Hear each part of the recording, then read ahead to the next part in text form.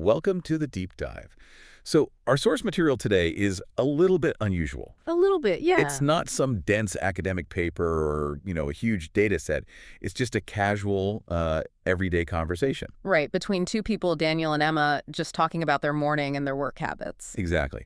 And our mission here is to really mine this simple chat for these hidden high-impact strategies.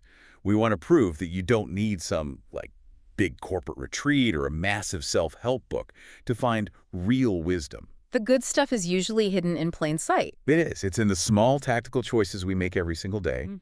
We're looking for those tiny decisions that, they build momentum over time. So, okay, let's unpack this and see if we can find the gold. And it doesn't take long to find it. All right. The conversation immediately lands on, I think, the biggest threat to productivity we all face. Which is, Chronic stress, the chat starts off with all the usual pleasantries, slow mornings, that kind of thing. sure. But it quickly comes out that Emma was kept up late, thinking too much about work.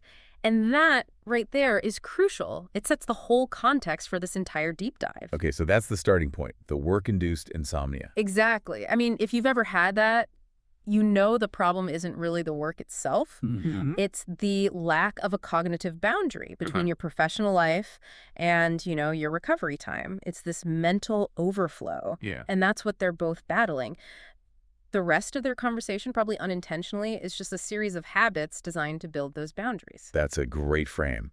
And the stress framework is immediate. Yeah. And you can see how their physical environments really dictate their solutions. How so? Well, Daniel, he gets the benefit of working from home, which, has its own challenges, sure. Right. But Emma is going to the office. Yeah. And that journey introduces this mandatory energy-draining part of the day, the commute. The commute, yes. She says her drive is around 40 minutes on a good day.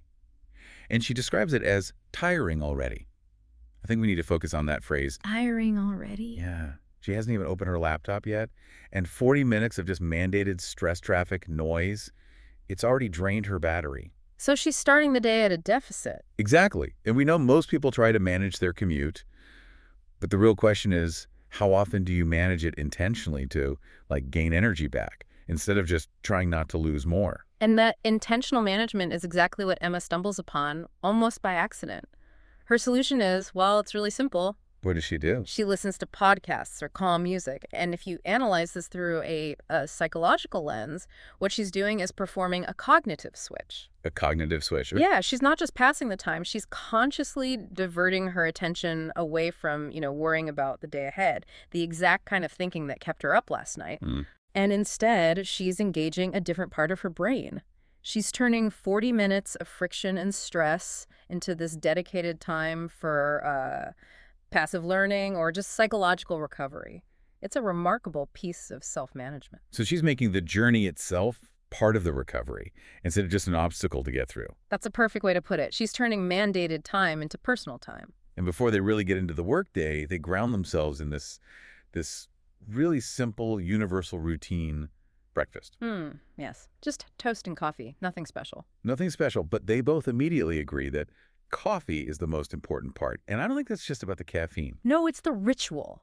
It's absolutely the ritual. The physical act of preparing that drink, it serves as this neurological anchor. An anchor. I like that. It is. The routine itself signals to your brain, okay, the rest period is over and the phase of, focused effort is about to begin. It could be coffee, it could be tea, a 5-minute stretch, whatever. It's the consistency. That's spot on. The habit is the engine and the coffee is just the fuel indicator. It gives structure to our mornings, especially when the day ahead feels, chaotic or stressful. But the real test isn't just getting to the office, is it? It's what happens when the stress is sitting right there with you. Or, in Daniel's case, it's waiting in the next back-to-back video call. Right.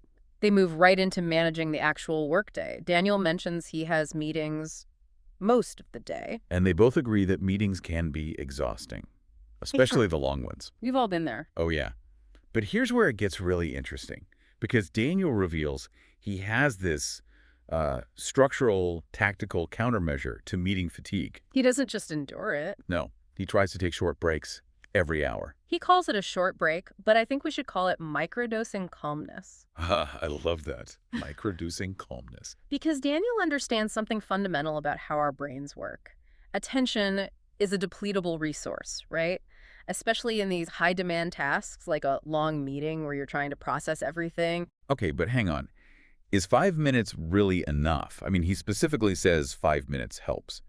Doesn't that just break your flow? Shouldn't he be aiming for like 15 or 20 minutes to really reset? That's a great question, and it gets into the sort of physics of breaks. For creative deep work, yeah, you're right, longer breaks are essential. Okay. But Daniel's not targeting creativity here. He's targeting calmness.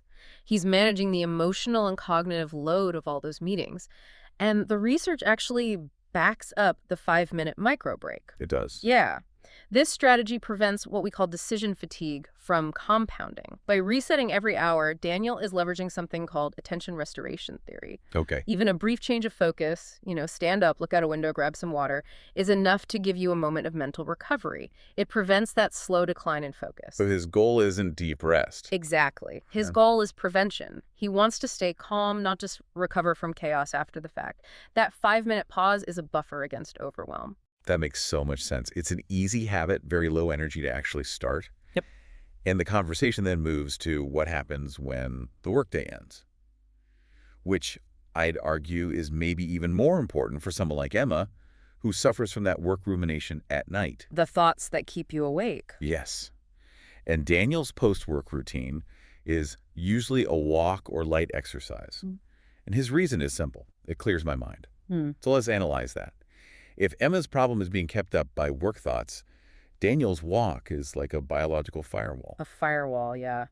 We often think of exercise as just a physical thing, but in this context, it's a form of active psychological recovery. So why a walkover, say just crashing on the couch and watching a movie? Because the walk provides a necessary physical release for the mental stress that's built up all day. High stress meetings, high cognitive load, they increase your cortisol level. Just stress hormone. Right. And just sitting down to look at a screen, which is passive recovery, it doesn't really clear out that biochemical buildup very effectively. But a walk does. A walk or light exercise actively lowers cortisol. It regulates blood flow. It literally gets your system moving, which helps flush out those stress chemicals. This is the ultimate countermeasure to the cognitive overflow Emma was feeling. So she needs to create that clear physical boundary between work and rest. And Daniel's habit is the blueprint. When he tells her to start small and stay consistent, he's not just giving some generic advice. He's telling her that this transition boundary has to be non-negotiable. That connection, the physical activity solving the mental issue, that brings us perfectly to the final and I think most unique nugget of knowledge in this whole conversation. Right. Because if consistency matters for wellness and focus, how does it translate when you're trying to build a completely new skill? This is the deep dive into language acquisition. Yes, Emma reveals she is using her commute time to listen to these simple English conversations podcasts. Yeah. And she says she'll repeat sentences sometimes. And Daniel immediately knows what that is. He gives it a name. He does. He says that's called shadowing practice. And naming it is the first step, but understanding why it works. That's the crucial insight here. Shadowing is not passive listening. It's active. It's very active. It's simultaneous repetition. You're listening to a clear native speaker, and you're trying to mimic them as closely as you can, maybe just a second or two behind. So you're speaking at almost the same time. Pretty much. And this moves the learning from just, cognitive input in your brain to active physical output. It engages what we call the articulatory loop. The articulatory loop. Yeah.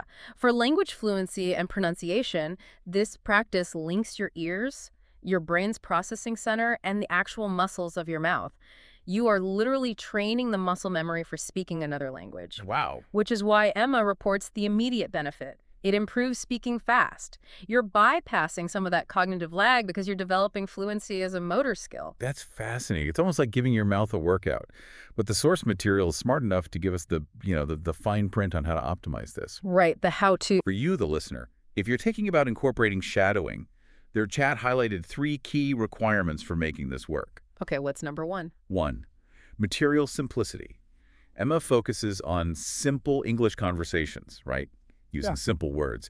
You shouldn't try to shadow a high-speed political debate. No, you'd crash and burn. You want material that minimizes cognitive overload so you can focus purely on the sound and the rhythm. Exactly. Number 2, speaker clarity. She says the practice is especially helpful with clear speakers. Which makes total sense. If your input source has, unclear pronunciation or a really heavy accent you're not used to, you're just practicing errors. You're baking in the mistakes. Precisely. Clear, deliberate input makes the whole process way more efficient. And number 3, and this is the big one, consistency. They both agree, yet again, that consistency really matters. There's that theme again. It's the unifying theme of the whole conversation, isn't it? The 5-minute break, the daily walk, the daily 40 minutes of shadowing. It's all about these small, repetitive investments that unlock compound returns. And that emphasis on consistency is what allows Emma to make the ultimate progress report. The self-assessment. Yeah. She confirms that because of all this, she feels more confident now, especially when she compares it to last year.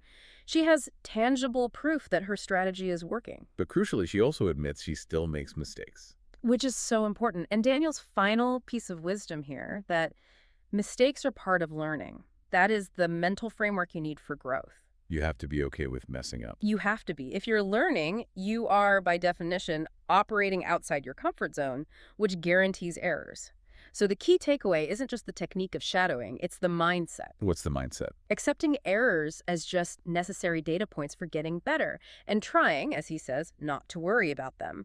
It's the consistency plus that mental resilience that really leads to mastery. So if we connect all this to the bigger picture, what we've really just distilled from a totally ordinary conversation is a complete strategy for personal effectiveness. It's all there. Yeah. Whether it's navigating a commute, staying focused in meetings, or learning a new skill, the secret isn't in some massive effort. It's in small, intentional, and consistently repeated habits. They found ways to turn stressful situations like the work insomnia and the commute into opportunities. Opportunities for calm, for recovery, and for learning. And they did it through simple tactical changes. Podcasts, hourly micro breaks, a walk after work, and daily shadowing. These little buffers, they add up. That's absolutely right. And the knowledge we've extracted today shows that this consistent small effort, it eventually results in a huge leap in confidence and performance. Emma still makes mistakes, but she is more confident now than she was a year ago. And that leap is the ultimate payoff. It is. That's what you're working for. So what does this all mean for you? The people in our source material, they didn't have to quit their jobs or, completely reinvent their lives. They just layered intentional micro habits onto their existing daily structure. So the question for you is, what daily, simple habit, be it a 5-minute cognitive break, a post-work walk to flush the cortisol, or maybe 30 minutes of focused, simple skill practice, what can you start today that will guarantee you feel significantly more competent and confident in a year? That's the real question. Think about that intentionality. All right, time went fast. Good luck tackling those habits today.